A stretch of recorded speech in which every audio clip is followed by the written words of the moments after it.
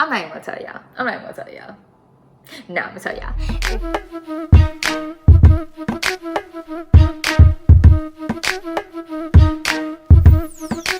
Hey guys, welcome back to my channel. My name is Naya Amani, and today I am super excited about this video because I'm giving you guys a side of me that you haven't seen before. I'm coming to you guys with advice, Naya. I'm coming to you guys with life tips, Naya. I'm coming to you guys with, I'm just trying to get y'all up to speed on how life works, how the world works. And I'm not an expert in a lot of things, and I'm damn near not an expert at this, but I can give y'all some tips about this. So today we're going to be talking about credit scores, and this is definitely very beginner friendly, and this is specifically for beginners who haven't really established any credit yet and don't necessarily know what to do or how to get into it or what's the best ways to approach it. If your credit is already kind of like bad or not that good or below average, this video might still be for you, but you might want to seek professional advice because I am in no way, shape, or form a professional. I am 22 years old, so if you guys are going to be like, I'm not taking credit advice for a 22-year-old, that's fine. I'm glad you joined us. See you on your way out. But anyways, yeah, so we're just going to be talking about credit scores. We're going to be getting into, 6 tips that I think, or 5 tips that I think are really helpful for people starting to build credit, starting to get introduced to like credit cards and things like that. And I'm going to tell you how I got and maintained a high credit score since I was 18 years old, and I am now 22, and my credit is a 747. Yes, it is. Thank you. So let's get right into the video. So some of you guys may be wondering, like, what is credit? What's a credit score? What does credit mean? And basically, and before I get into the video, I just want to let you know that I have notes here. So basically, what is credit? So credit is, or a credit score is a number between 300 and 850 that basically measures your credit worthiness. And so in other words, it means how credible are you? If I loan you $5, how likely are you to pay me back my $5 by the time you say you're going to pay me back my $5? And that's just like the basic way to put it. If I give you $8,000 and I let you spend as much of it as you want, how likely are you to pay me back by the end of the month, right? How likely are you to pay me back in full by the end of the month? So that's basically what credit is. 300 is obviously the lowest. 850 is the highest. I am at a standing 747. And depending on, what you're looking at, that could be good, that could be excellent. But 850 is the goal. 850 is where everyone should shoot. 850 is the moon, the stars, the sun, the sky, all that good stuff. So the first tip I'm going to give you guys is start small. So what I mean by that is get a student card or a student account. Get a card that has a low credit limit. So something like $150, $300, $500, depending on how responsible you think you are. Because this is the true test. This is the test to show you, like, to humble you a little bit. You might think like, I'm so responsible. Like, I don't know what my parents are talking about. I'm the most responsible person I know. You get that credit card, you can't pay it back on time. This is going to show you how responsible you really are. And the last thing you want to do is mess up your credit over $150 or $300. So start small, get a student account. Don't get don't try to aim for $10,000 in the beginning because you're going to give yourself way too much leeway, and you don't want to have to owe anyone that much money, and you don't want interest on that much money. Start really small, and work your way up. So once they start seeing whatever credit company you go with, for example, I believe my first credit card was with Capital One. I think they started off with 150. After like 2-3 months of paying it off on time, and paying it off in full, they moved me up to 300. After 2-3 months of that, 500. After 2-3 months of that, 750. Like, you get what I'm saying? Like, if you prove that you are credit worthy to the credit company and to yourself, that's when they'll start increasing your limits. Okay? So tip number 2, only spend what you think you can pay off at the end of the month in full. And what I mean by that is, don't spend $150 if you can only pay $149 off. spend what you know you can pay off. So the easiest way to do that is don't spend money you don't have. Like in the beginning, you're using this credit card solely for the purpose of building credit. You're not using this credit card to get you by, to pay your rent, because you don't want to substitute. You don't want to try to use the credit card to act for money that you don't have. You want to use the credit card to build your credit so that eventually when you really don't have money, you have a high limit and you can get away with doing certain things. You get what I'm saying? So when you're first starting out, only spend the money that you have. If you get paid every 2 weeks and your check is about $500, or even if it's a little lower than that, only spend 10% of that on your credit card. That means putting gas in your car, buying groceries, buying snacks. If you have the munchies, going to the corner store, put that on the credit card. So at the end of the month, $7, $10, $30 isn't eating at your pockets, versus putting something $700 on your credit card, and at the end of the month, you're like, oh shit, I gotta scramble to get the $700 so I can pay my credit card bill on time and in full. No, you wanna knock it out the park. No matter how small you are spending, like you really want to only spend about 10 to 15% of your total credit. So if they give you $150, you really only want to spend 10 to 15% of that, right? But what I want to warn you is if you don't spend any of that, you're also not building your credit. You're not building your credit at all. You need to spend a little bit, but you need to make sure you can pay it back at the end of the month in full, okay? So there is going to be a minimum. Sometimes it's $25, sometimes it's $15, sometimes it's $30. People say, yeah, as long as you pay off the minimum, like you're good. No, just pay it off in full. Pay it off in full every time. 100% payments, like on time, looks so much better, makes you seem so much more credible, makes you seem so much more credit worthy. So just pay it off on time. Tip number 4. This is a very important tip, I think, and it really breaks my heart because a lot of people have told me this. Make sure that there are no outstanding bills in your name.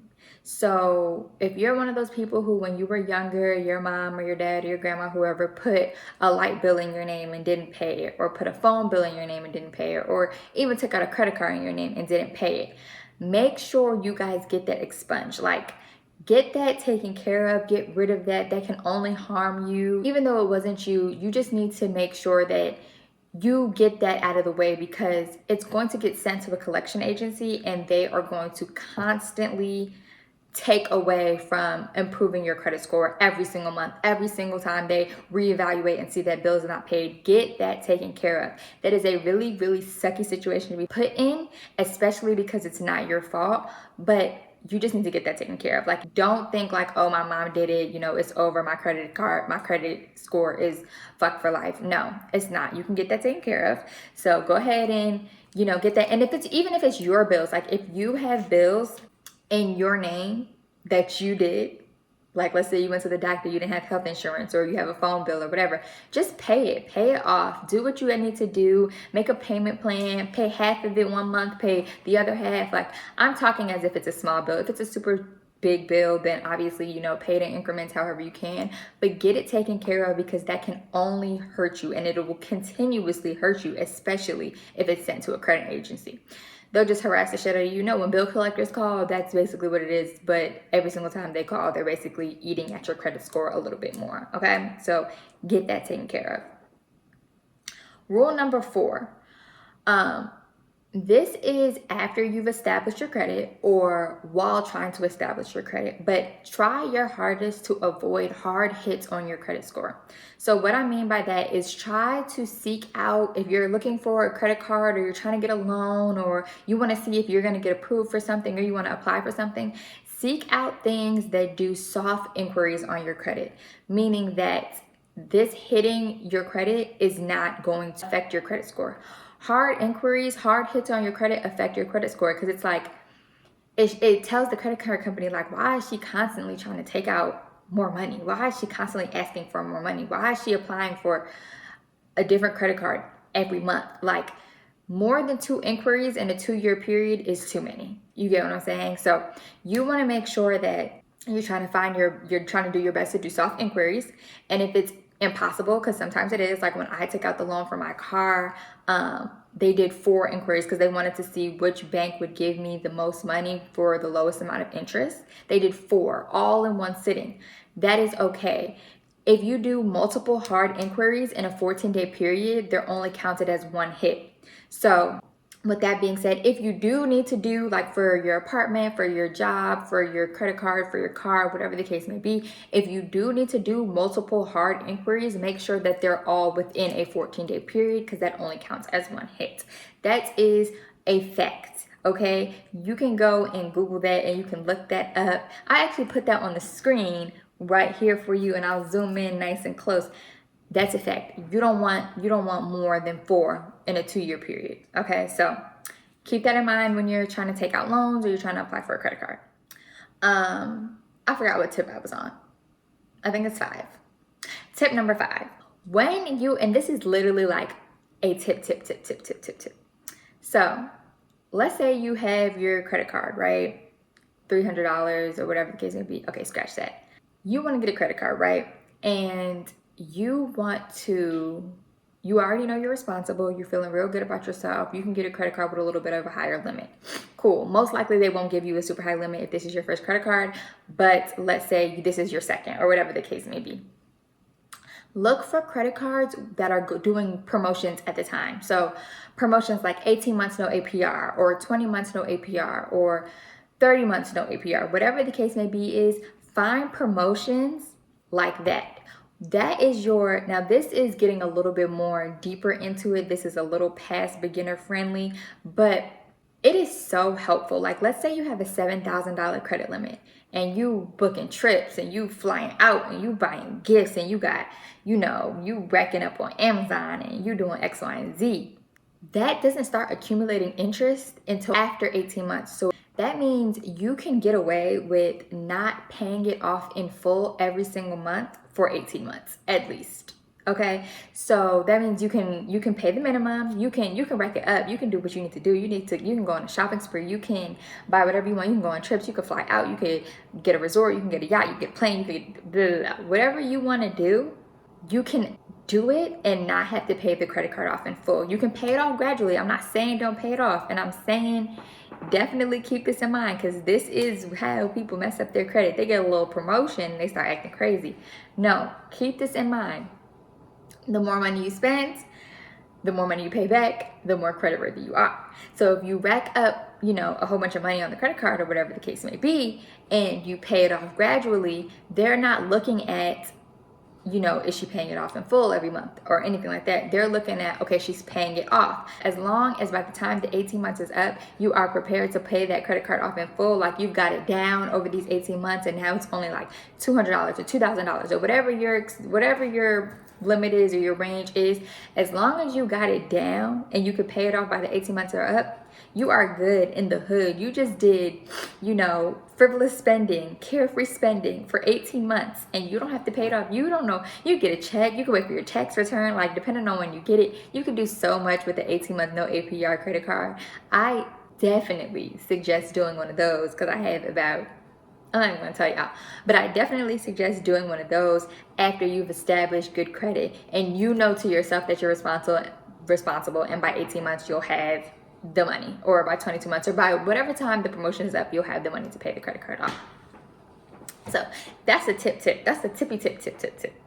That's a real tip. That's tea, okay? Because I didn't know about that.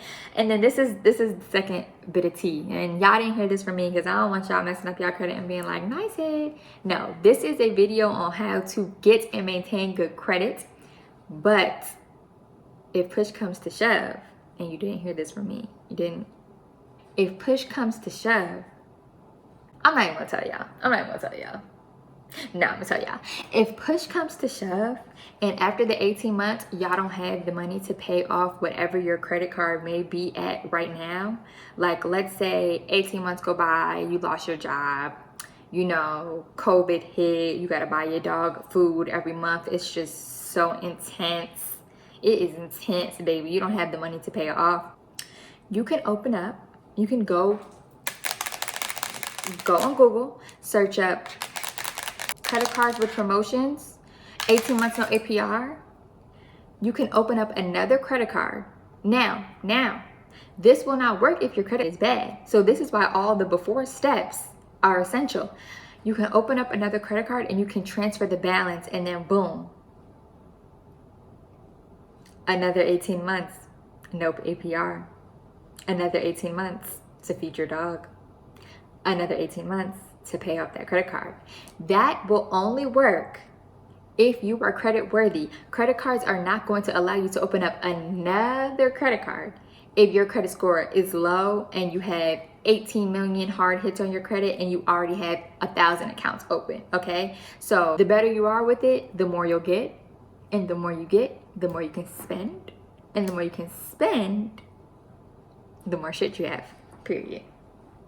And so that's a tip, and y'all didn't hear that from me.